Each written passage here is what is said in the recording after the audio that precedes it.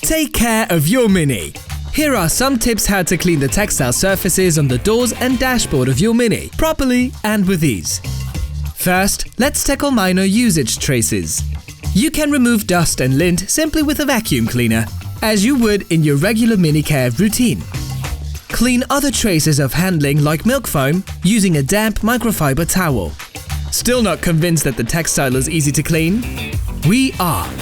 For moderate to major stains, we recommend using the original Mini PET cleaner and a brush.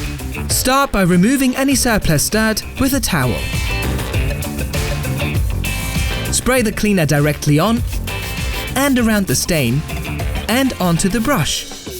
Give it time to act and work the cleaner in. Don't hesitate to use some force. The textile can handle it. Now use a clean and damp microfiber towel to wipe off any excess. Repeat the process if necessary.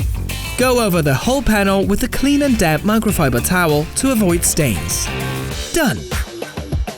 Side note: the accessory Mini display cloth also makes cleaning the display easy.